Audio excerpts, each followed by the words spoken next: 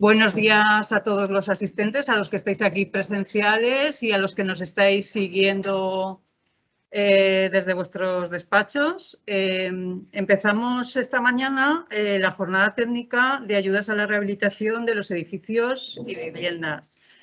Está dentro de todas las iniciativas que el Colegio de Arquitectos de Aragón va a llevar a cabo para sumarse a las ayudas a la rehabilitación con fondos europeos. La jornada va a contar con dos ponentes. La primera va a ser Teresa Navarro, que es arquitecta, jefa del Servicio de Arquitectura y Rehabilitación de la Dirección General de Vivienda y Rehabilitación del Gobierno de Aragón.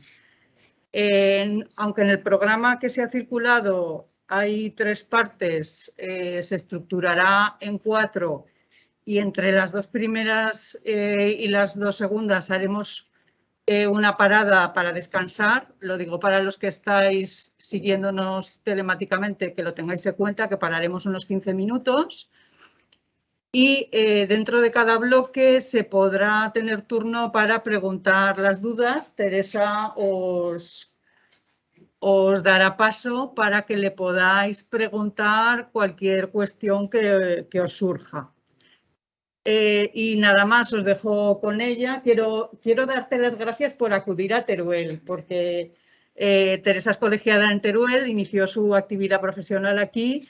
Y cuando se empezaron a tener todas las reuniones entre el Colegio de Arquitectos y el Gobierno de Aragón para iniciar las oficinas de rehabilitación, pues desde Teruel te pedimos que preparases esta jornada y te ofreciste muy gustosamente. Así que nada, espero que sea una mañana muy provechosa para todos.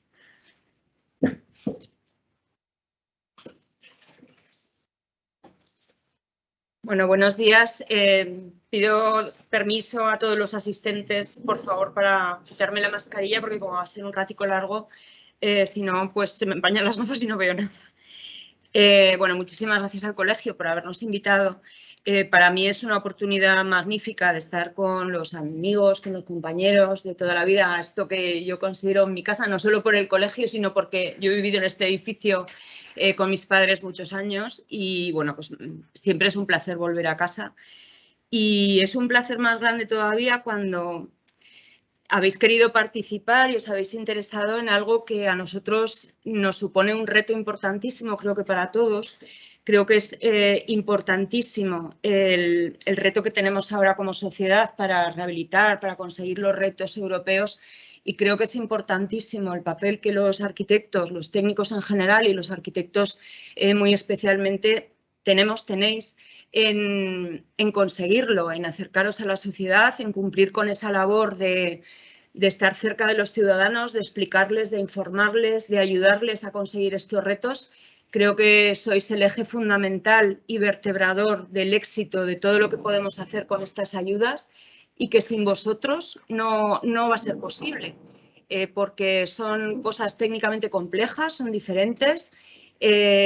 Precisamente sois los agentes que estáis más cualificados para ayudar a los ciudadanos a entender cuál va a ser la mejor opción técnica para conseguir la máxima calidad, confort y eficiencia energética de sus edificios y sus viviendas. Y de verdad que como administración no podríamos hacer nada sin vosotros. Así que vengo aquí a contaros lo que os pueda contar esta mañana, pero a pedir vuestra ayuda y vuestra colaboración porque es labor de todos conseguirlo. Presentado así, me gustaría mucho, más que explicaros lo que pone en las convocatorias de ayuda, que creo que todos estáis sobradamente cualificados para entenderlo, me gustaría aportaros la visión que tenemos desde la Administración, que supone un poco la explicación de por qué este mundo tan complejo de la tramitación administrativa es así y por qué tenemos que ajustarnos a este tipo de comportamientos y de reglas y por qué las cosas son así y no de otra manera. Yo creo que cuando nos enfrentamos al mundo de la administración todos tenemos la idea de que es algo muy farragoso, muy complicado, que nos exige muchas normas, muchos requisitos. Muchas veces nos parece que es el funcionario con las puñetas, ¿no?, que viene aquí porque se siente seguro y nos está poniendo trabas y dificultades. Y creo que verlo desde dentro y ver cuáles son las normas y los objetivos de la administración pública para hacer las cosas como las hace, nos pueden ayudar a entenderlo mejor y a transmitirlo mejor y ayudar a los ciudadanos a que se relacionen mejor con nosotros en ese sentido. Así que voy a hablaros de ayudas para la rehabilitación, pero voy a hablaros desde la óptica de la administración, centrado mucho en objetivos y en las formas de actuar que tenemos en la administración para hacerlo así. Vale. Vamos a hablar, como decía antes, en 4 bloques, 2 bloques más generales y 2 bloques más particulares. En primer lugar, me gustaría hablaros de cuáles son los objetivos y las políticas públicas, cuál es la madre de toda esta actuación y con qué instrumentos cuenta la Administración para hacer cumplir esos objetivos y para poner en práctica sus políticas. También en el segundo bloque me gustaría comentaros cuál es el marco normativo y competencial en materia de subvenciones, qué es lo que nos marca, cuáles las reglas del juego que tenemos para actuar así. Y después entraríamos a ver qué son subvenciones para la rehabilitación, cómo es la tramitación, cuáles son los requisitos, cuáles son los requisitos específicos que vamos a tener en este momento para actuar de acuerdo con normativa europea, fondos europeos, etcétera, qué ha cambiado respecto a otras ayudas. Y finalmente me gustaría terminar con el panorama actual de las subvenciones, qué subvenciones hay, cómo podéis buscarlas, hablaros un poco de la complejidad de todo este panorama. Entonces, como decía, entre los 2 primeros bloques, después de cada bloque os comentaré si queréis alguna pregunta, algún comentario, porque si no puede ser más largo y se pueden ir las ideas. Y después, entre los 2 primeros bloques, haríamos un pequeño descanso. Tengo un ejemplo que si da tiempo lo comentaremos y si no, pues se quedará ahí para que lo podáis consultar. Os vamos a dejar la presentación, no hace falta que toméis muchas notas si no queréis, va a estar la presentación y también os facilitaremos una carpeta con toda la normativa que viene relacionada en los reales decretos y toda la normativa que os voy a comentar en la presentación. La normativa lo que tiene es que cambia y que no es bueno guardarse la normativa como la enciclopedia se guardaba antes porque va cambiando y hay que actualizarla continuamente, pero por lo menos ahora por tener la normativa actual y el marco actual os puede servir de referencia para consultar si lo necesitáis. En primer lugar, pues vamos a hablar de objetivos y políticas públicas y de cuáles son esos instrumentos que tiene la Administración para poner en práctica esos objetivos y esas políticas. Las políticas públicas son conjuntos de objetivos, decisiones y acciones que lleva a cabo un gobierno para dar respuesta a los problemas y necesidades de una sociedad que se consideran prioritarios. Buscan garantizar el estado del bienestar y el reparto equilibrado y suficiente de recursos y por eso tienen que intervenir en la sociedad marcando líneas de actuación que den lugar al cumplimiento de esos objetivos, corrigiendo los posibles fallos de mercado. Un principio fundamental de la economía es que las necesidades de una sociedad, a medida que avanza el estado del bienestar, son infinitas, cada vez son mayores, y los recursos de los poderes públicos para hacer frente a esas necesidades son muy limitados, con lo cual es necesario priorizar y establecer escalas de intervención y de valores para poder satisfacer esas necesidades. ¿Cuáles son los instrumentos con los que cuenta la Administración? Fundamentales. Cuenta más, pero los fundamentales se podrían resumir en 4 tipos. Por una parte está la regulación. Podemos hacer normas que obliguen a adoptar una conducta o una actitud o hacer algo. Tenemos unas normas que son obligatorias y tenemos un sistema de inspección para ver quién no cumple esas normas y un sistema de sanciones para quien no las cumple. La aliciente para cumplir la norma es que si no la cumples te voy a inspeccionar y te voy a sancionar. Esa es una forma de hacer algo que la Administración quiere que hagamos. ¿Alguien, por favor, podía mutear el...? Hola, Teresa. Estaba viendo las fotos ahora también. Por favor, ¿alguien está en abierto? ¿Podríais mutear los micros? Gracias. La segunda forma, decíamos, son los... mencionar alguna cosa del carpintero era que digamos que se ve el premarco de madera, se ve por el exterior, supongo que habrá que ponerle alguna. Sí, no, es que, a ver, es que no está acabado, es que se ha dicho, pero eso debería ser. No se oye, ¿eh? No se oye.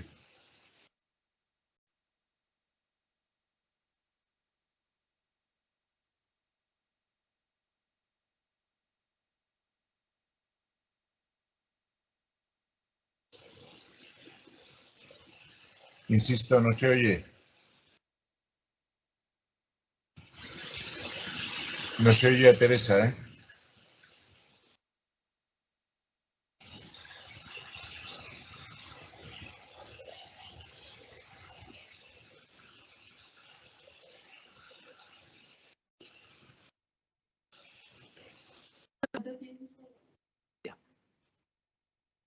¿Y desde cuándo no se habrá oído?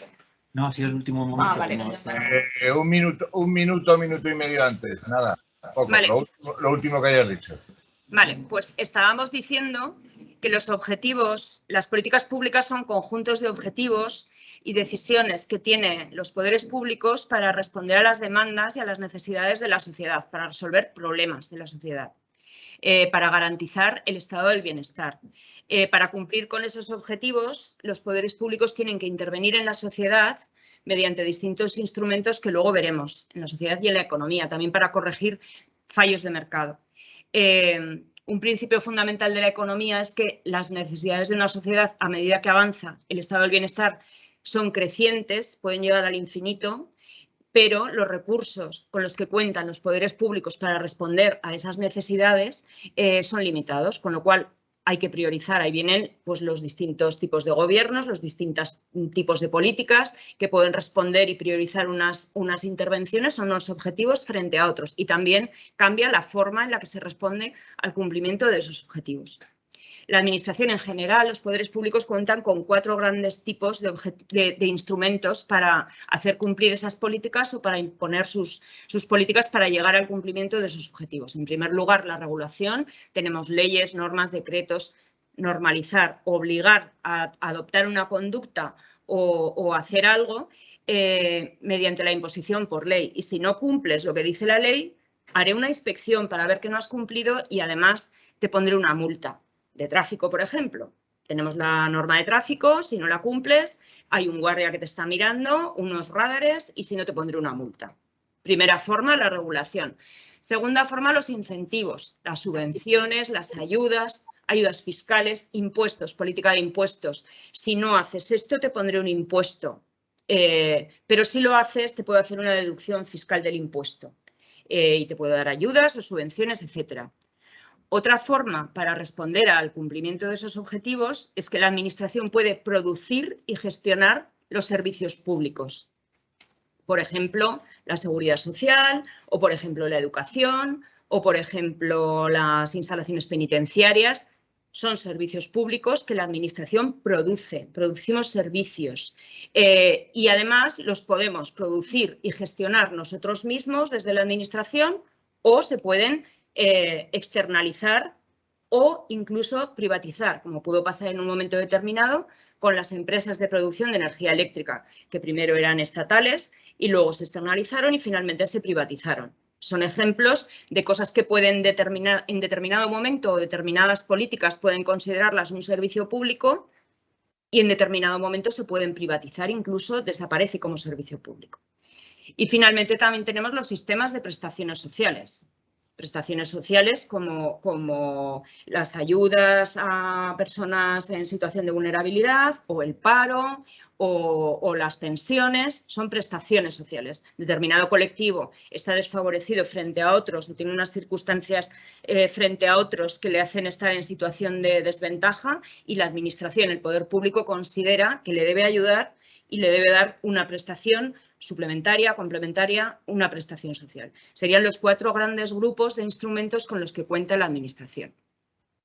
En la materia concreta en la que estamos, rehabilitación, tendríamos en el momento actual, por ejemplo, en los fondos europeos tenemos un objetivo principal que viene de la Unión Europea.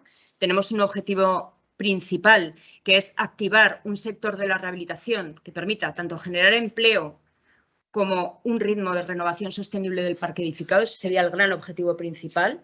Detrás están los objetivos concretos que los podemos estudiar bastante bien. Os la voy a dejar también en la carpeta de normativa, en la estrategia a largo plazo para la rehabilitación energética en España, la de 2020, que como sabéis obtuvo una nota destacada, una matrícula entre el resto de estrategias que se presentaron por los países europeos y que incluye todos los grandes objetivos que tiene que cumplir la rehabilitación energética de los edificios, que es tanto mejorar la eficiencia energética de la edificación, integrar las energías renovables para reducir el consumo de energías no renovables, mejorar la accesibilidad y la conservación de nuestros edificios, mejorar la seguridad de utilización y también digitalizar los edificios. Por encima de todo esto bascula pues, la reducción de consumo de energía, bascula la reducción de emisiones de CO2 a la atmósfera, bascula siempre la sostenibilidad, siempre. Entonces, hay sostenibilidad, hay objetivos de tipo económico, hay objetivos de empleo, hay objetivos de recuperación de las crisis que acabamos de pasar. Para alcanzar todos estos retos, contamos con ayudas europeas, con políticas europeas, políticas estatales, que nos van imponiendo todos estos grandes objetivos en estos tipos de instrumentos que hemos visto para aplicarlos. Pero esto sería, en materia de rehabilitación, tanto el objetivo principal como los específicos que pueden venir. Sabéis que las obras de rehabilitación vienen en un Real Decreto que se publicó en octubre y que luego veremos con un poquito más de detalle, y ese Real Decreto resume los objetivos principales específicos del denominado componente 2. Sabéis que los planes de recuperación, transformación y resiliencia, el español en concreto, tiene 10 ejes estructurales y dentro de esos 10 ejes, en el primero, hay el denominado componente 2, que es el que se refiere a rehabilitación de edificios y renovación del parque edificado, que tiene estos objetivos de impulsar la agenda urbana en materia de energía, de clima, de digitalización, reactivar económicamente el sector de la construcción, creación de empleo, y siempre las palabras que vamos a encontrar en todos los preámbulos de todas las normas que nos van a sonar en esta materia es la eficiencia energética, la asequibilidad, que la podamos pagar, que sea asequible, que esa energía la podamos pagar. Yo creo que es algo muy vigente precisamente en estos días. La descarbonización, utilizar energías que no emitan carbono, que no se basen en la combustión y no emitan CO2 a la atmósfera, que utilicemos más energías renovables, que aprendamos más y determinemos más el ciclo de vida de nuestros edificios y de nuestros materiales, que apliquemos criterios de circularidad. Luego lo veremos en todos los programas. Esto se impone. Todo lo que ahora parece un objetivo, un gran objetivo, al final se materializa en imposiciones para nuestros proyectos, para nuestras obras, para nuestras actuaciones. Luchar contra la pobreza energética, para la gente que no se puede permitir pagarlo. Yo creo que cada vez estamos todos más en ese paquete como sociedad, ¿no? Renovar y mejorar las viviendas, reducir emisiones, descarbonizar, digitalizar, incidir en los ámbitos emblemáticos de la Unión Europea, tecnologías limpias, acelerar el desarrollo y la renovación de nuestro parque edificado, y también incluye la introducción del modelo de gestión o potenciar el modelo de gestión mediante agentes o gestores de rehabilitación, tipo llave en mano, ayudar, porque sabemos que las obras de rehabilitación energética son complicadas, cuestan dinero, es lo que más le cuesta a los ciudadanos quizá emprender o quizá acometer en sus edificios. Si leéis en la RSE es muy curioso también porque es verdad, España es un país que no tiene un clima tan extremo como los países del norte y donde los beneficios y la rentabilidad de una intervención energética en el edificio no son tan evidentes como pueden ser en países de climas muy fríos. Entonces, para nosotros la rentabilidad no es un factor que nos ayude a fomentar este tipo de obras y tendremos que incidir más en otras cosas. Por lo tanto, hay que ayudar mucho a los ciudadanos con estos modelos de te ayudo en la gestión, te acompaño y te ayudo, y en eso es lo que antes os comentaba, que como colectivo, como técnicos, como arquitectos, es una labor fundamental que tenemos que hacer, esta ayuda en la gestión comentábamos antes con Fernando viniendo en el viaje, que yo entiendo que aunque en el Real Decreto hay un artículo que habla de agentes y gestores de rehabilitación, yo creo que son dos figuras diferentes, que el gestor quizá va más relacionado con la gestión de la obra completa, más con la figura del promotor, y sin embargo el agente yo lo entiendo como un facilitador que se pone entre las personas y la administración para facilitar que puedan acometer todo esto, explicar, informar, ayudar a entender, explicar cuál es la mejor solución. Esa yo creo que es una labor muy importante que tenemos entre manos. Vale, pues para cumplir todos estos objetivos, sabéis que tradicionalmente aquí en España la rehabilitación se ha dirigido bajo el paraguas de los planes de vivienda. Los planes de vivienda han ido evolucionando a medida que han evolucionado estos objetivos, la situación coyuntural del país y de la sociedad y, por lo tanto, los objetivos y las necesidades a cubrir. Entonces, en los años 60, estábamos en la etapa del desarrollismo, había que construir mucha vivienda, había falta de vivienda, salíamos de una posguerra, se construía con peores materiales y con mucha más velocidad y tenemos esa primera etapa de los planes en los que se incidía mucho en la construcción de vivienda social para favorecer también todo ese éxodo que había desde el campo a las ciudades para buscar empleo. Primeros planes, Estado central, política de vivienda, planes sobre todo de construcción de vivienda social. La segunda etapa, a partir del año 85 hasta 2012 más o menos, cuando fue muy patente ya la crisis en todos los sectores, la vivienda protegida, también la rehabilitación estructural, la habitabilidad, la restauración del patrimonio arquitectónico, eran líneas diferentes dentro de los planes que se potenciaban y se seguía financiando muchísimo la vivienda protegida. Después de la crisis de 2008, cuando la falta de medios y de recursos llegó a la administración y la reflexión llevó a que no se podía seguir fomentando la construcción de viviendas sin control y que era mejor incidir en políticas de alquiler para ayudar a la gente que se había quedado sin la posibilidad de acceder a una vivienda o rehabilitar, porque ya se veía que había una situación del parque edificado muy necesitada de rehabilitación y mejoras del estado de conservación, etcétera. Empezó el plan 1321, también sabéis, con la ley de las 3 Rs de 2013, etcétera. Fue todo un paquete legislativo que fomentaba la rehabilitación por una parte y en las ayudas al alquiler y a la vivienda, al alquiler de vivienda por otra parte. Otro tipo de plan. Se dejó de fomentar y se dejó de financiar la vivienda protegida y se financiaba rehabilitación y alquiler. Y finalmente, desde 2021, acabamos de empezar un plan nuevo. Acaban de introducirse los planes de recuperación, transformación y resiliencia a través del mecanismo de recuperación y resiliencia de la Unión Europea y estamos con la división ahora de todos esos antiguos planes en dos tipos, planes de rehabilitación por un lado y planes de vivienda por otro. A partir de ahora se van a diferenciar los planes muy claramente o no tan claramente como ahora veremos en esas dos líneas, planes de rehabilitación y planes de vivienda. En cuanto a los planes de rehabilitación, se integran en el mecanismo de recuperación y resiliencia a través de ese componente 2 que hemos dicho antes. El Plan de Recuperación, Transformación y Resiliencia del Estado español se presentó a la Unión Europea en abril de 2021, en mayo se dio el visto bueno y se aprobó en junio.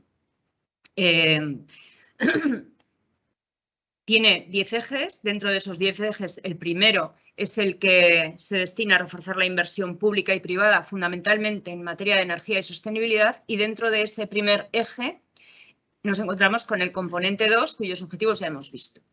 Para este componente 2 el Estado español ha publicado 3 grandes instrumentos.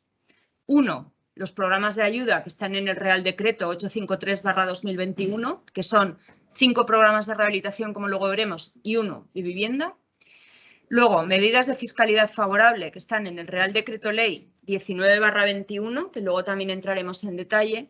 Y finalmente, otro Real Decreto que pretende mejorar la gestión, modificando los estatutos de SEPES, de la Empresa Pública Estatal de Suelo, primero adaptándolo, ya lo veremos, a la ley de régimen jurídico de la administración pública y luego estableciendo también la posibilidad de que SEPES actúe como agente y gestor de rehabilitación. Ya lo veremos luego con muy poquito más detalle, no quiero entrar mucho ahí. 3 programas de ayuda. Ayudas a través de subvenciones, ayudas a través de fiscalidad y ayuda en la gestión poniendo un mecanismo, una empresa pública a disposición de las administraciones para que puedan utilizarlo como ente gestor. Los programas de ayuda, os he ido marcando un recorte de los boletines donde se han ido publicando para que luego, si tenéis la presentación y los queréis buscar, tengáis las fechas y la referencia de cada disposición. Los programas de ayuda, como hemos dicho, están en el Real Decreto 853. Se publicaron los 3 instrumentos en el Boletín Oficial del Estado del 6 de octubre de 2021. Estos programas de ayuda, como hemos dicho, son 6. Los 5 primeros destinados a rehabilitación y el 6º destinado a vivienda. El primero es actuaciones a nivel de barrio. Viene a ser, como antes, los ARRUS o los ARIS, que ya conocíamos, pero ahora centrados en eficiencia energética. El segundo programa es el programa de apoyo a las oficinas de rehabilitación. También es un programa que conocéis porque sabéis que tenemos un convenio, estamos ultimando un convenio con el Colegio de Arquitectos y con el Colegio de Aparejadores en todo Aragón para gestionar estas oficinas. Estas oficinas se van a ocupar de informar, de ayudar y de acompañar a los ciudadanos que quieran rehabilitar en todo el proceso, desde la información básica de qué quiero hacer, cómo puedo conseguir estos objetivos para obtener una ayuda, qué ayudas hay disponibles en este momento para mí, qué entidades o empresas me pueden ayudar, cómo puedo preparar la documentación, ayúdame a presentar la solicitud, me han mandado este requerimiento para subsanar y no lo entiendo, por favor ayúdame, no entiendo cómo tengo que hacer para cumplir este requisito. Así que el papel de las oficinas va a ser básico y fundamental porque lo que más nos cuesta en las ayudas de rehabilitación energética es llegar a los ciudadanos, ayudarles a tomar la decisión y ayudarles a saber cuál es la mejor opción para sus edificios. En el Real Decreto se establecen varias opciones de actuación. Según lo que hagas, puedes obtener una cuantía de subvención u otra. Y es muy importante que ese asesoramiento sea lo más cualificado posible y lo más técnicamente correcto posible para que los ciudadanos y las comunidades de propietarios o los propietarios individuales puedan tomar su decisión de la forma más informada y saber lo que tienen que hacer y cumplir los plazos y los objetivos que, como son fondos europeos, son muy estrictos. Entonces, el papel de los técnicos es totalmente fundamental y el papel de las oficinas en este sentido va a ser básico y fundamental y yo creo que va a ser la llave del éxito de que podamos llegar a cumplir los objetivos que como comunidad autónoma nos han impuesto y hemos asumido. El tercer programa son las ayudas a nivel de edificio, comunidades de propietarios o conjuntos de edificio, también ayudas para viviendas unifamiliares que quieran conseguir estos objetivos, dependiendo de los objetivos de eficiencia energética que quieran conseguir, podrían ir al programa 3 o al programa 4, que es el de viviendas individuales. Entonces, programa 4 son ayudas pues con una reducción de energía más contenida, más limitada, de un 7% de la demanda, o si el 30% de reducción de energía primaria no renovable, pero también hay otras opciones como cumplir con transmitancia y permeabilidad del código técnico, lo que nos llevaría a algo parecido a la convocatoria de ventanas que hicimos en 2020 en la Dirección General. Es decir, un cambio de ventanas por ventanas nuevas que cumplan código técnico y cumpliríamos transmitancia y permeabilidad, o un aislamiento de la vivienda o un aislamiento de otros elementos, por ejemplo, medianerías, etcétera, que nos ayuden a cumplir con todos esos requisitos.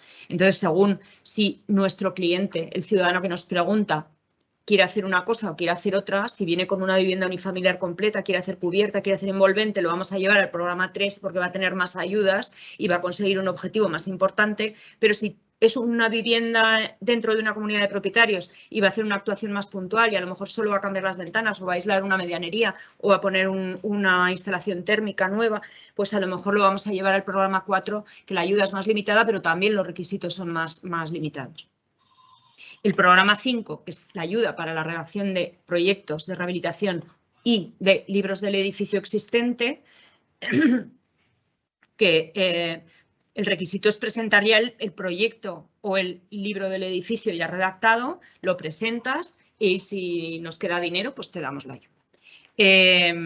El libro del edificio existente se configura en este Real Decreto como un instrumento fundamental para ayudar a tomar la decisión de cómo es el edificio que yo tengo, cómo está la situación de la vivienda que yo tengo y qué opciones tengo y qué recomendaciones para conseguirlo rehabilitar, para conseguir estos objetivos de reducción de energía primaria no renovable, pero también de conservación, de accesibilidad.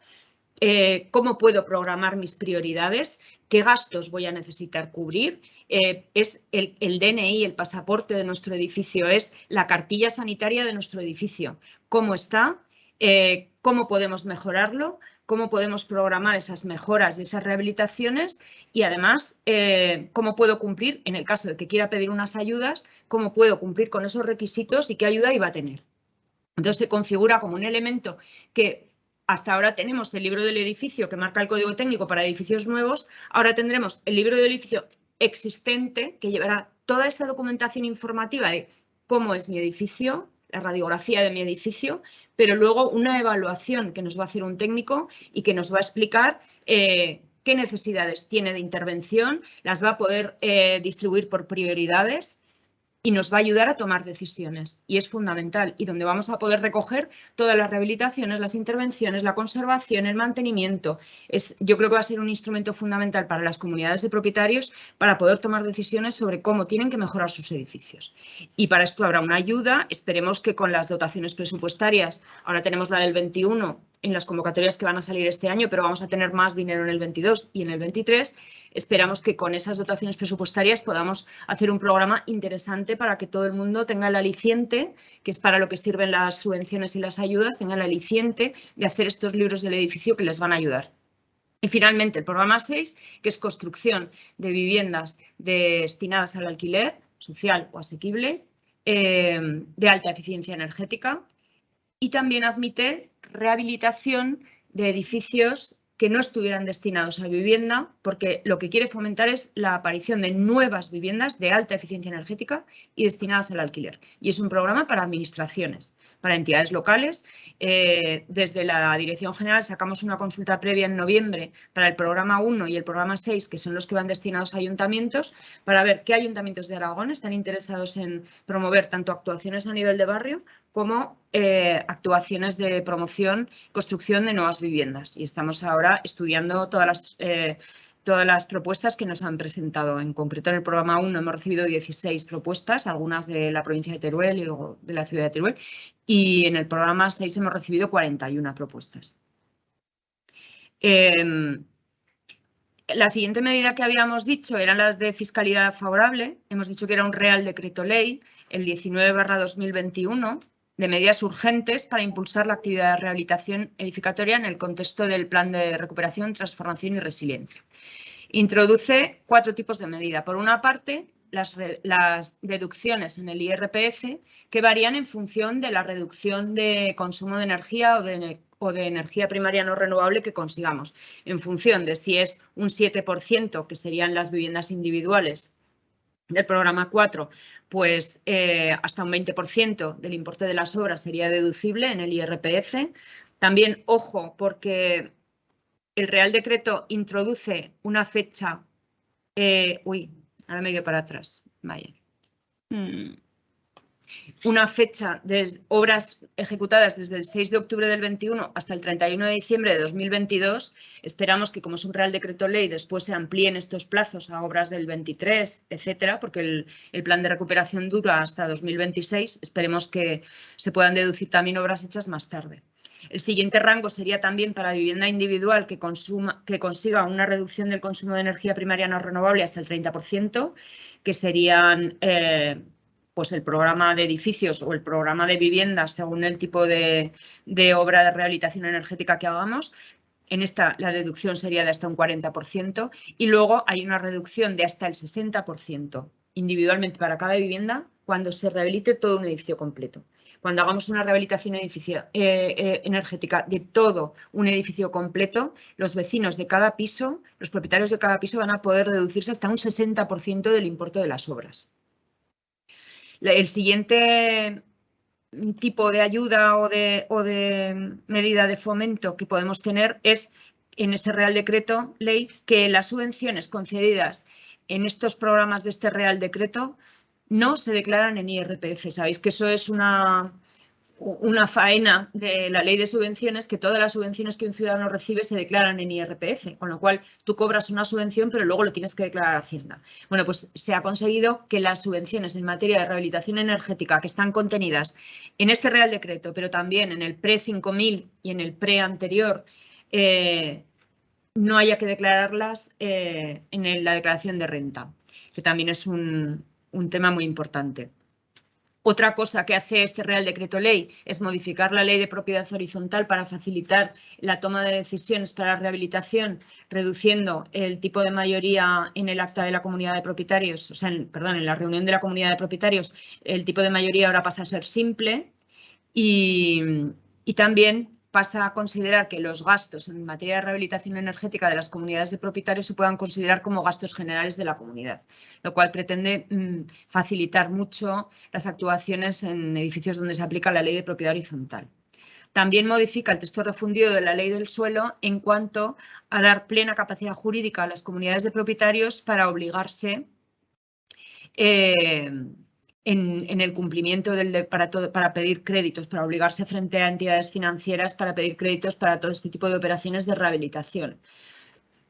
Y también, finalmente, introduce una línea de financiación con avales ICO que irán mediante convenios de las entidades financieras que estén interesadas con el Estado para poder hacer préstamos ICO a bajo interés para las obras de rehabilitación. Y hasta donde tenemos información todavía no hemos visto que haya avanzado mucho esta línea, pero bueno, sabemos que las entidades financieras están interesadas y pueden suscribir estos préstamos, o sea, estos convenios con el Ministerio. El siguiente instrumento que hemos comentado era la modificación del Estatuto de SEPES. Como hemos dicho, se adaptaba por una parte a la Ley 40/2015 de régimen jurídico del sector público y por otra parte se amplía el objeto de la entidad pública empresarial de suelo, introduciendo la posibilidad de que actúe como gestor de rehabilitación con administraciones públicas, tanto la Administración General del Estado como la Administración Autonómica como administraciones locales. Puede actuar como ente gestor. Es decir, que si un ayuntamiento quiere hacer este tipo de actuaciones, el programa de barrios, etcétera, y no tiene capacidad, siempre puede contar con SEPES, con la entidad pública empresarial que le ayudaría y actuaría como gestor. Bien, hemos visto el paquete de medidas que iría relacionado con la rehabilitación, con la salvedad de que hay un programa que no es rehabilitación, sino que es construcción y promoción de vivienda de alquiler de alta eficiencia energética. Ahora tenemos la otra pata de la división de los planes, que son los planes de acceso a la vivienda. Y tenemos el nuevo plan que se publicó en el Boletín Oficial del Estado el 19 de enero de este año. Es el Real Decreto 42/22. Y ahora el plan ya no se llama Plan Estatal de Vivienda, sino Plan Estatal para el Acceso a la Vivienda. Acceso a la vivienda. Ese es el sentido que van a tener todos los programas que tiene el plan, que son un montón. Y no sé si lo veis en el título, pero dice también porque se regula el bono alquiler joven y el plan estatal. Nos han metido una morcilla. Nos han metido una morcilla que está fuera del plan estatal, pero que tiene el mismo objetivo, que es facilitar el acceso a la vivienda y que es otra medida suplementaria, que tiene también financiación separada del plan, etcétera. Es decir, que en definitiva se viene a sumar a los programas del plan. ¿Qué objetivos tiene el plan de vivienda? Pues facilitar el acceso a la vivienda mediante ayudas al alquiler como medida a corto plazo. A los ciudadanos normales, a los ciudadanos que lo necesiten, pero también a colectivos específicos que estén muy necesitados o que estén en una situación sobrevenida. A corto y medio plazo también incrementar el parque público de vivienda y el parque de vivienda en alquiler asequible o social. La diferencia entre alquiler asequible o social, me gustaría que estuviera mi directora general contándola porque se la sabe muy bien. El alquiler social se va a equiparar mucho más al alquiler como el régimen especial en la vivienda protegida y el alquiler asequible, aquellos sectores de la población de clase media que no necesitan prestaciones sociales, pero que necesitan una ayuda para pagar los alquileres. Entonces, es un alquiler social para las clases más desfavorecidas, las rentas más bajas, por debajo de, no podría decir ahora si es por debajo de 2 veces el IPREM, y otro alquiler asequible, que es para ayudar pues, a jóvenes, a personas mayores, a personas que necesitan una ayuda para el alquiler, pero no como una prestación social, ¿vale? También, de forma complementaria, construcción de viviendas de alquiler social en edificios energéticamente eficientes, que hemos visto que era el programa número 6. Es decir, que los programas del plan de vivienda son medidas para facilitar el acceso a la vivienda, pero se complementan también con ese otro programa que estaba en el plan de rehabilitación. Y luego, de forma complementaria al plan de vivienda, también aparece el bono del alquiler joven, como estábamos diciendo, que es para facilitar e impulsar el acceso de las personas jóvenes a la vivienda de alquiler y facilitar su emancipación. Entonces, tiene medidas diferentes, o sea, normas diferentes, financiación diferente, aunque va en el mismo Real Decreto, y también al final acabará suponiendo una convocatoria de ayudas de hasta 200 euros mensuales para aquellos jóvenes que estén en las circunstancias y cumplan los requisitos que marca el plan. Los programas del plan son 13 más el bono del alquiler joven. El primer programa de todos los planes siempre es el programa de subsidiación de préstamos convenidos, que es un programa que gestiona el Estado y simplemente es seguir pagando los préstamos que tenían convenidos las viviendas protegidas de planes anteriores, con lo cual se adquirió una obligación de financiar aquellos préstamos a X años, no sé si son 25 o 30, los que Cristina se lo sabe mucho mejor que yo, 25, pues se sigue manteniendo esa obligación, se siguen financiando esos préstamos, pero esto lo hace el Estado directamente y las comunidades autónomas ahí no recibimos dinero ni gestionamos nada. El resto de los programas, pues habría unos programas de ayudas directas a los arrendatarios muy a corto plazo, el programa de ayuda al alquiler de vivienda como siempre, los programas para colectivos específicos como víctimas de violencia de género, personas objeto de desahucio, personas sin hogar o personas muy vulnerables. Otro programa para aquellos arrendatarios que se han visto en una situación de vulnerabilidad sobrevenida, paros, PERTES, etcétera, sobrevenida. No soy un colectivo específicamente desfavorecido, pero tenía mi vivienda en alquiler y ahora estoy en el paro, estoy en un PERTE, no puedo pagar el alquiler. Otro paquete de programas que serían ayudas directas, un programa que sería complementario al bono joven y que son las ayudas del alquiler para jóvenes para contribuir al reto demográfico, que es complementario al bono del alquiler joven. Y luego otro paquete de programas ya de carácter estructural, con efectos ya a medio y largo plazo, que se centran en la promoción de vivienda, programas de incremento de parque público de vivienda, viviendas para personas mayores o personas con discapacidad, alojamientos temporales, modelos cohousing o modelos de estos innovadores parecidos, viviendas intergeneracionales, etcétera, programas de puesta a disposición de viviendas de la Sareb para administraciones públicas o programas de puesta a disposición de viviendas de particulares para las administraciones públicas para ponerlos en alquiler. Están marcados en azul dos programas ocupas, por decirlo de alguna manera, dentro de un plan de acceso a la vivienda, que son el programa de ayudas para la accesibilidad y el programa de entornos para erradicación de infravivienda, chabolismo y entornos vulnerables. Son dos que viene a ser como los ARRUS de antes, pero destinado específicamente a infravivienda, chabolismo y entornos vulnerables, que ha aparecido también en el último en el Real Decreto, en el texto, y no estaba en los borradores. ¿Por qué están aquí? Porque en las negociaciones del Estado con la Unión Europea no se ha permitido que estos dos programas estén en el otro Real Decreto. No se ha permitido que se financie con fondos europeos ni la accesibilidad específicamente, ni la infravivienda o el chabolismo.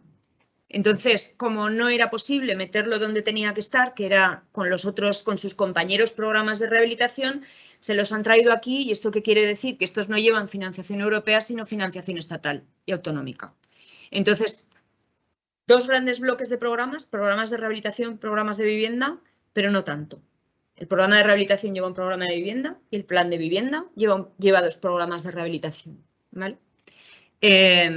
Y finalmente otro programa que también es de última hora, que ha aparecido en el Real Decreto y tampoco estaba en otros borradores, que es un programa de ayuda para el pago del seguro de protección de la renta arrendaticia. Y bueno, pues ya veremos cómo se pone en marcha. Estos serían los programas del plan de vivienda. Así que hemos visto los grandes objetivos en materia de rehabilitación y vivienda de las administraciones públicas, empezando Unión Europea, Estado español, porque va con financiación europea y cómo nos lo van a trasladar luego a través de estos programas y planes a las comunidades autónomas. Y ahora entramos en el segundo bloque. ¿Tenéis alguna pregunta? Cuando has explicado lo de que la subvención va directamente al IRPF, en el segundo punto creo que ponía que era desde el 21 hasta el 31 del 12 del 22. Sí. Quiere decir que las obras tendrían que estar terminadas el 31 del 12 del 22. Sí, porque fíjate que estas deducciones, además no sabemos muy bien cómo lo van a aplicar, pero estas deducciones te las aplicarán cuando tú vayas a hacer tu declaración de la renta en junio del 23.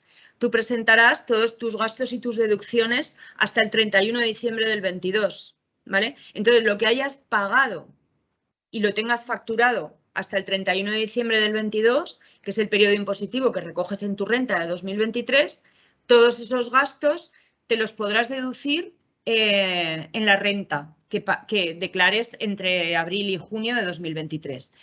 Lo que no sabemos, hay otras cosas como la comunidad de propietarios, por ejemplo, que sí que el plazo es hasta el 31 de diciembre del 23 y te lo podrás deducir en la renta del 24.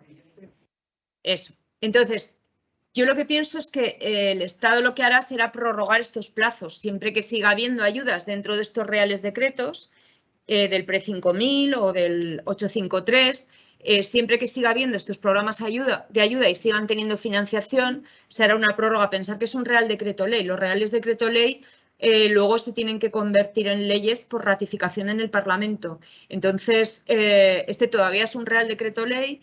Luego, yo espero que se prorroguen estos plazos y se complementen estas deducciones hasta periodos más avanzados. ¿Por qué pienso que lo hacen así?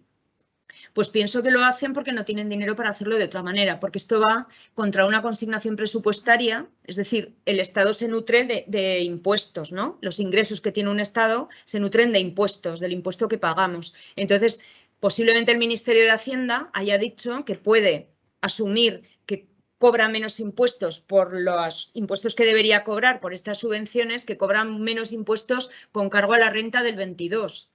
Pero es posible que no se comprometa a saber lo que puede pasar en la renta del 23.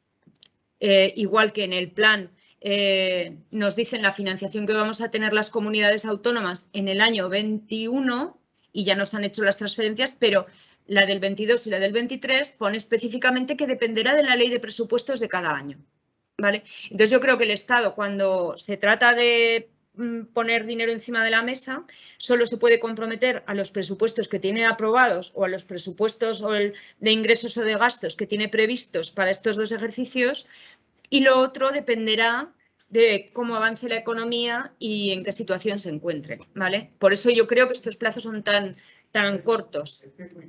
Sí. Por ejemplo, alguien, lo digo por algo pequeño, en el programa 4, una vivienda pequeña que opta a la subvención. Claro, si ahora mismo que estamos en marzo alguien quiere hacer esto, pues ya casi vamos tarde. Sí. Eso es así. Entonces, me parece muy importante cuando tengáis que informar a vuestros clientes de que tienen la posibilidad de pedir una deducción del IRPF o no declarar las subvenciones. No declarar las subvenciones sí que es correcto, no las van a tener que declarar, pero las deducciones de IRPF solo será de los gastos en los periodos que pone el Real Decreto. Entonces, sí, es muy importante saber eso e informar bien. Y también informar que no sabemos si para los gastos tú tienes una obra a caballo entre el año 22 y el año 23, pues está claro que en la renta del 23 te vas a deducir esta renta, pero no sabemos con los gastos del 23 si te los vas a poder deducir. Eso es muy importante que se informe bien, ¿vale? Yo tengo la esperanza de que sea así, pero no tenemos la certeza, ¿vale? Buena pregunta. Vale, pues seguimos al siguiente capítulo, que sería el marco normativo y competencial en materia de subvenciones. Esta es la parte en la que primero hemos hablado de objetivos, por qué se sacan estas medidas y no otras, estos programas y no otros, por qué la Administración decide publicar estas ayudas y no otras. Y ahora vamos a ver, cuando queremos convocar subvenciones, qué es lo que tenemos encima de la cabeza y que nos ata. Sabéis que a nivel competencial habéis oído muchas veces, pues por ejemplo, el caso del IEE, que se vino abajo por una sentencia porque decían que el Estado no era competente para imponer un modelo de IEE para todo el Estado y que alteraba las competencias de las comunidades autónomas. Bueno, pues las competencias de todas las administraciones están reguladas básicamente en la Constitución. Y la Constitución establece cuáles son las competencias del Estado, cuáles son las competencias de las comunidades autónomas y después las de las administraciones locales. Y además distribuye las competencias en varios tipos. Pueden ser competencias exclusivas, competencias compartidas, competencias ejecutivas y dependiendo de qué tipo de competencia, si es exclusiva del Estado, pues solo pueden regularlo ellos. Si es una competencia compartida, cada administración puede regular su parte. La del Estado siempre es básica y las de las comunidades autónomas son de desarrollo o ejecutivas, etcétera, en esos casos, o competencias exclusivas de las comunidades autónomas. Por ejemplo, la vivienda. Es una competencia exclusiva de las comunidades autónomas. ¿Por qué estamos viendo que el Estado dicta planes de vivienda?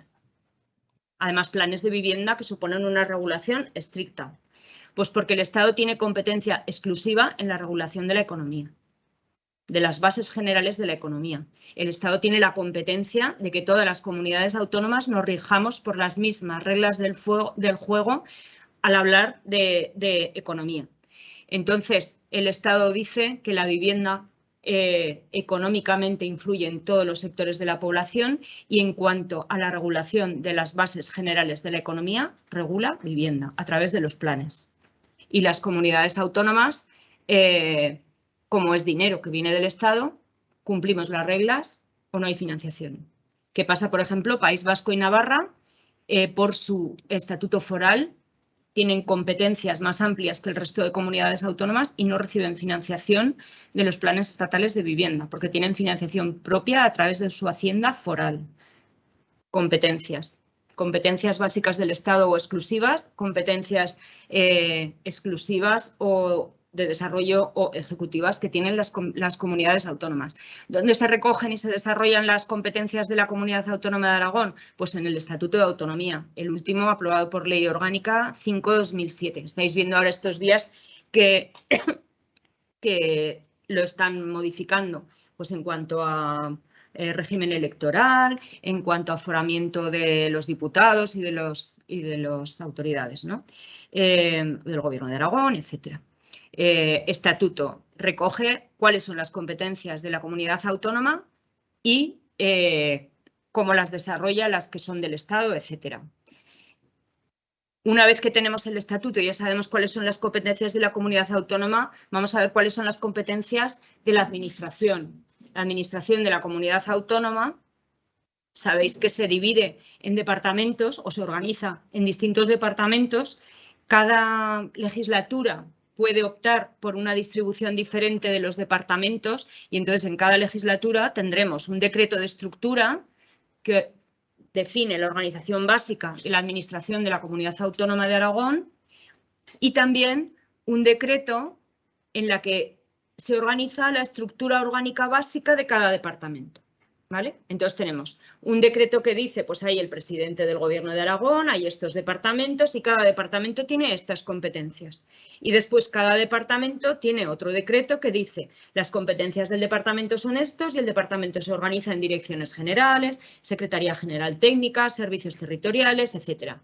Competencias. Tenemos las de Constitución que regula todos los niveles administrativos, cada comunidad autónoma tiene su estatuto.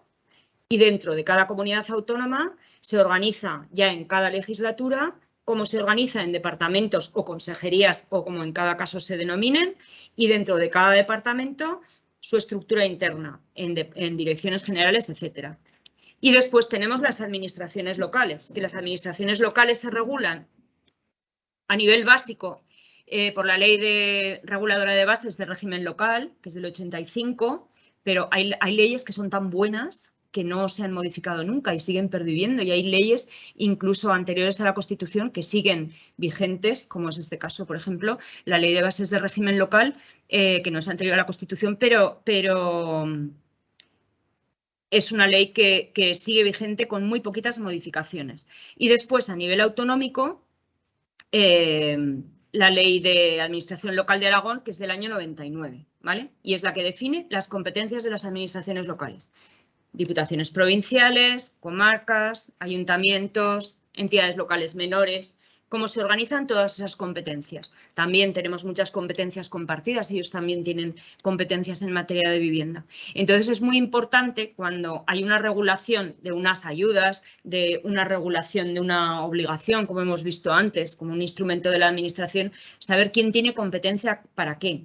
Porque si no pueden pasar cosas como lo del IEE, o cosas como siempre están en el debate en las conferencias sectoriales, por ejemplo, que tenemos las comunidades autónomas con el Ministerio, a la hora de que ellos saquen una ayuda o saquen un programa o hagan cualquier cosa, siempre tienen miedo a las denuncias al Tribunal Constitucional de algunas comunidades autónomas que normalmente y habitualmente denuncian invasión de competencias. Entonces, el tema competencial es muy importante para saber quién puede hacer qué y desde qué óptica del Estado o de la comunidad autónoma podemos hacer compatible y hacer más igualitaria la normativa para todos, para que no sea radicalmente diferente lo que pasa en una comunidad autónoma en Galicia o en Aragón a la hora de hacer una rehabilitación de una vivienda, por ejemplo. ¿Vale? Entonces, este sería toda la normativa que regula el marco competencial hasta el último nivel, que sería el de las administraciones locales. Hemos visto que el Gobierno de Aragón se estructura en departamentos y dentro de los departamentos el Departamento de Vertebración del Territorio, Movilidad y Vivienda es el que tiene las competencias en materia de vivienda y rehabilitación y que las ejerce a través de la Dirección General de Vivienda y Rehabilitación. La Dirección General de Vivienda y Rehabilitación, a la que yo pertenezco, se organiza en 3 servicios y territorialmente en 3 subdirecciones.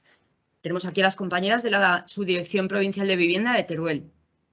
En la Dirección General está el Servicio de Régimen Jurídico y Económico de la Vivienda, el Servicio de Vivienda Social y el Servicio de Arquitectura y Rehabilitación al que yo pertenezco.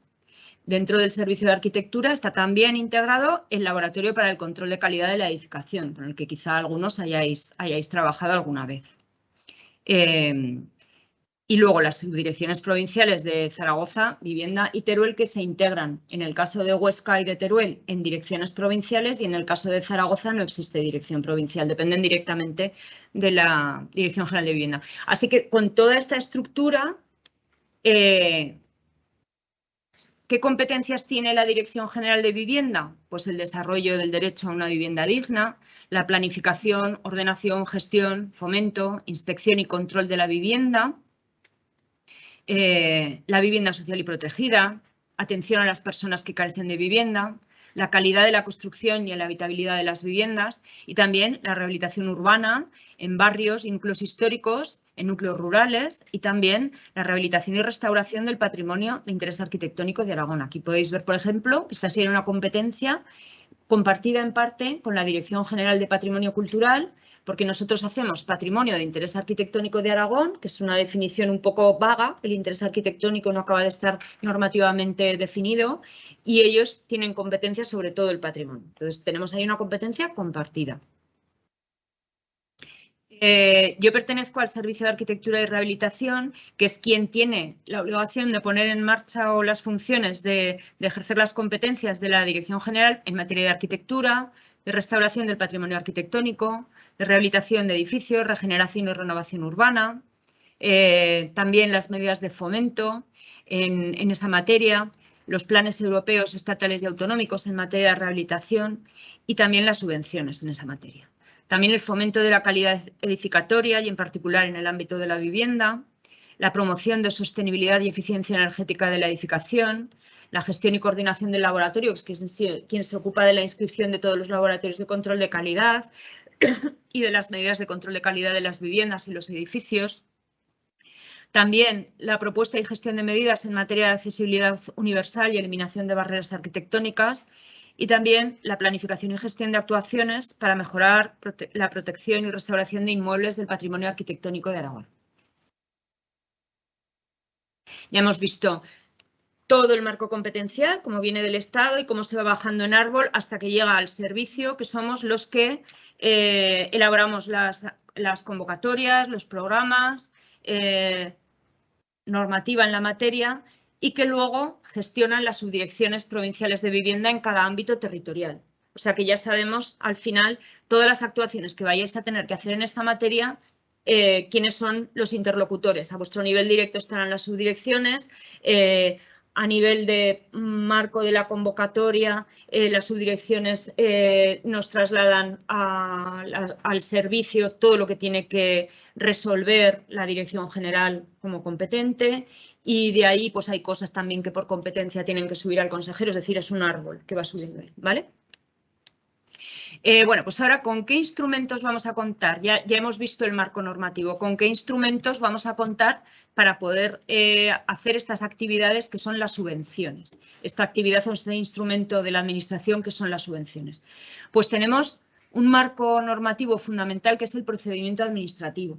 El procedimiento administrativo, aparte de ser un tostón para algunos o algo muy complejo, es un instrumento con el que nos dotamos las administraciones para dos cosas, para dos niveles de protección, para proteger a los ciudadanos y para atender a los derechos de los ciudadanos de forma reglada. Somos un Estado sometido a la ley y al derecho.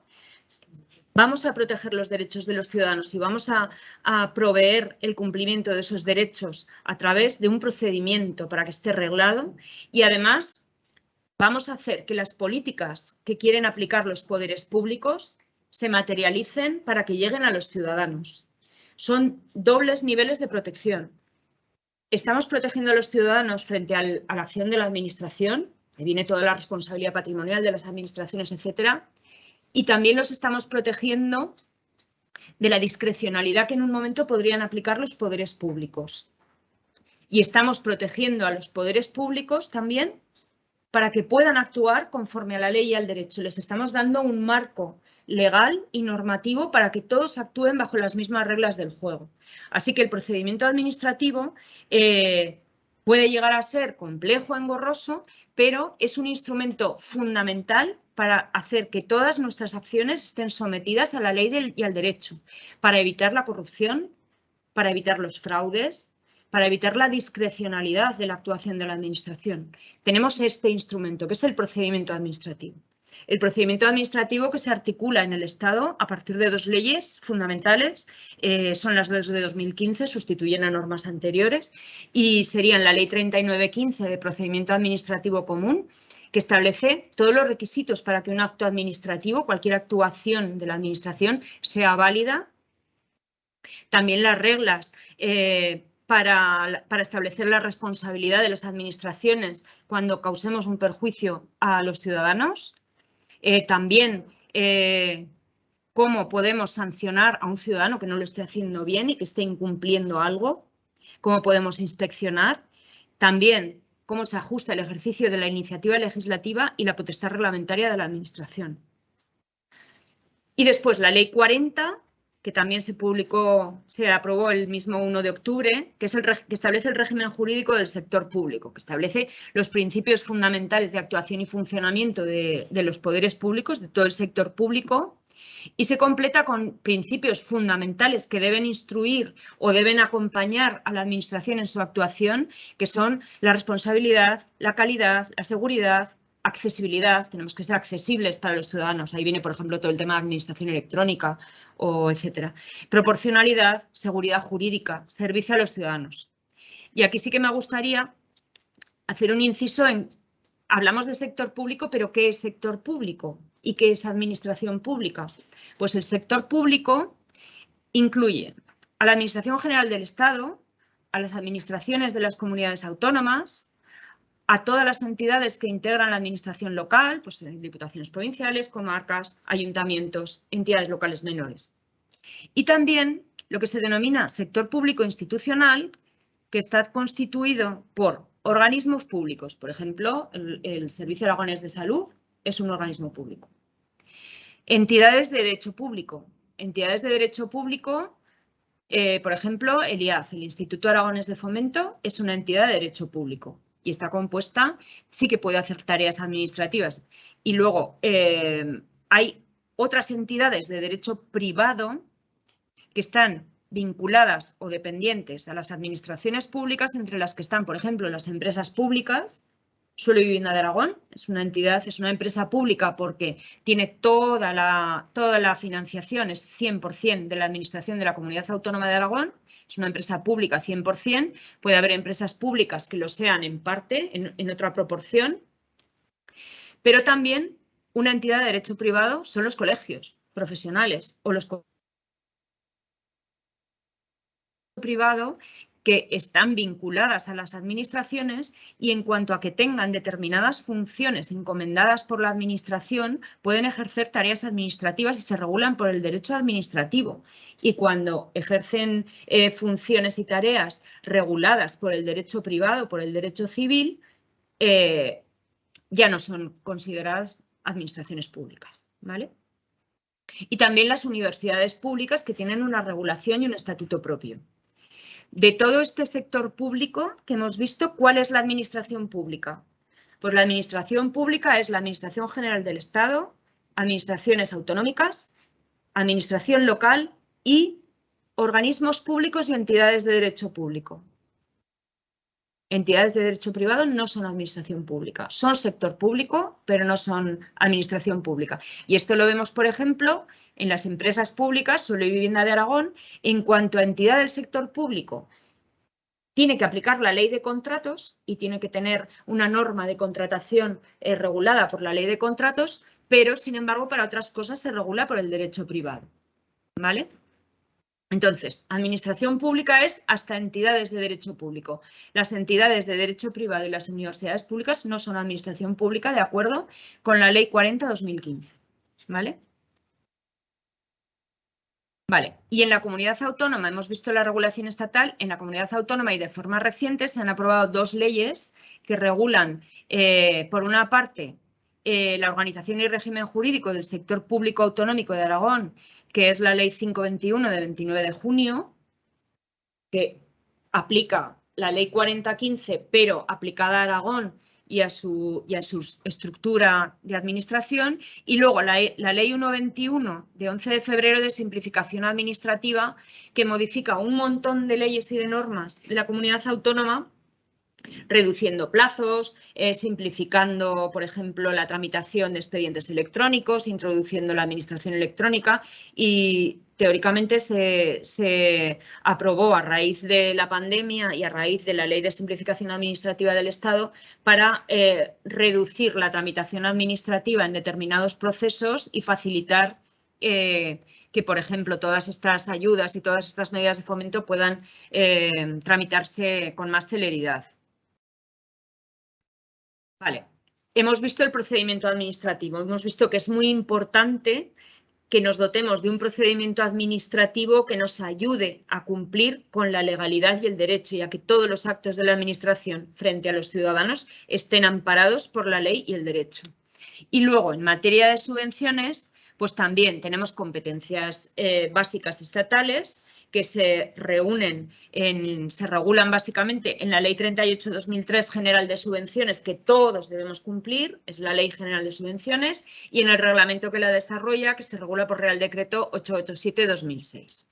Esa es la normativa básica estatal que todos debemos cumplir. Y luego en Aragón tenemos también nuestra parte de competencias exclusivas, de competencias compartidas y de competencias ejecutivas que desarrollamos a través de la Ley de Subvenciones de Aragón, que es la Ley 515. Entonces, cuando veáis una convocatoria de subvenciones, veréis siempre, o una resolución, siempre veréis que hacemos referencia al cumplimiento de la Ley General de Subvenciones y el reglamento que la desarrolla y a la Ley de Subvenciones de Aragón, ¿vale?